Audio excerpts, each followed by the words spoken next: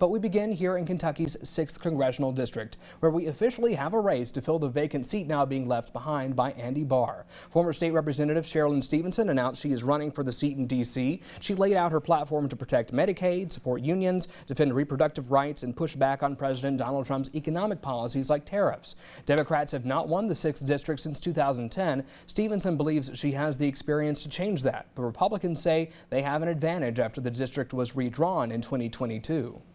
I think the good part of the fact that I had 2 differently drawn districts is that that's a group of people that are going to be familiar with me. Obviously, I have helped candidates campaign all over the 6th district. I have recruited folks in the 6th district. So, you know, I'm anxious to get out there, though, let people get to know me. That's what we call a +9 Republican district. So taking everything even, the Republican's going to generally win by 9 points. Now, on the Republican side, Winchester State Representative Ryan Dotson has already launched a campaign. Lexington Senator Amanda Mays Bledsoe and Richmond Representative Deanna Gordon tell Fox 56 News that they are also strongly considering running. So, Blair, I want to start with you here. We're talking about your party. What is the general path that Democrats see from your understanding going into this race? Well, first of all, the Democratic Congressional, yes, the DCCC, for many people, have made this a race for us to focus on, and that they think it could be a winnable race for us. We're really happy to have former State Rep Cherlynn Stevenson in the race and getting out ahead. Democrats are in a place, and for this seat, where we want to do some really good listening to constituents in this district. Andy Barr has not been showing up for folks in this district, and we don't want to run from these people. We want to answer the questions that they're asking. Andy, Republicans are feeling pretty strongly about this seat. What do you have to say? Please, by all means, go all in. Spend as much money as you have. Take those resources away from more competitive seats around the country.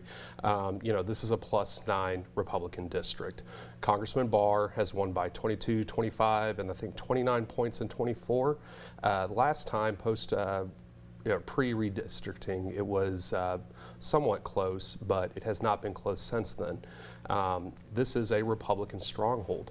You know, Cherlynn Stevenson, she's going to come into a little bit of difficulty when she learns that, you know, there are not that many similarities in this district. When she was running in the state house on state issues, it's a lot easier as a Democrat to run like that. Also, there's a little bit more urban, you know, votes in that district. So when she starts getting out into the 6th, it's going to be a very, you know, rural district kind of, you know, constituency that just favors Republicans. And this tends to be, you know, on federal issues, a much more friendly district to conservatives. Do you think the primary on the GOP side could end up getting crowded at all, and could that affect the race? Well, like you said, Senator Bledsoe is looking at entering the race, and, you know, as is House Rep Frazier Gordon. So, you know, yeah, I mean, but we always welcome a spirited, you know, primary. It's not something that the party is going to get involved in. We let those, you know, things play out on their own, and, you know, may the best candidate win. But at the end of the day, we're going to be all in for whoever the Republican nominee is. What kind of strategy would y'all like to see Stevenson bring against those Democrats?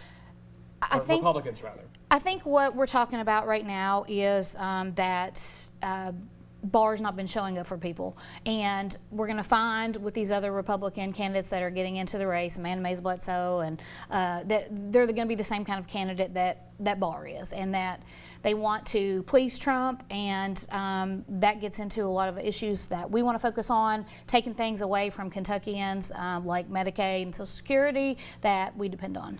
Well, should Senator Bledsoe and Representative Frazier Gordon get in the race, you know, that brings a lot of women to the table as well. Not, you know,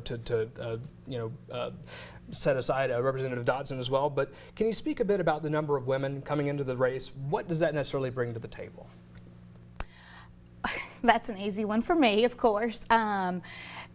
You know, research shows that when women are in office, they get things done. They work better across party lines. They work on policies that help families and children. And so it's really good to see women in the race on any side.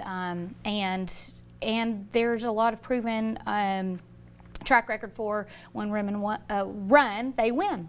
Is there more you want to add on that? No, look, I mean, we have a lot of great, Republican women in state government. Look at Suzanne Miles. I mean, she's an absolute rock star in the House. Amanda Mays Bledsoe, another example of that. She's the vice chair of A&R in the Senate. She's a very formidable candidate. And Deanna Frazier Gordon, I mean, she's done a lot of great things in the House as well. So, I agree with that. Our female elected officials get things done. They work across the aisle. And here in Kentucky, we're very blessed to have a lot of very capable female Republicans. So we got a little less than a minute left here, and as I wrap up this segment with y'all, just want to touch on the notion that you made a little bit earlier about the Republican stronghold of this district. This has often been characterized as Trump country. Trump did win the state this last election cycle. The governor also won this particular district as well, and it's been characterized as Bashir country. So what can y'all really say as far as that sort of dynamic, that back and forth goes, which is ultimately going to matter? Look at the history. State issues are completely different than federal issues. Traditionally, people tend to split vote on state level races. When you look at the federal races, that's where they lean Republican here in Kentucky. Last word on this.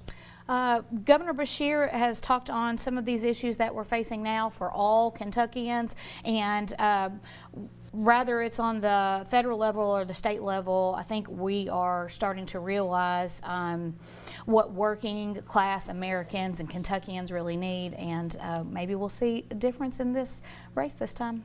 All right, we got a long campaign trail ahead. We'll have to leave it right there, but we have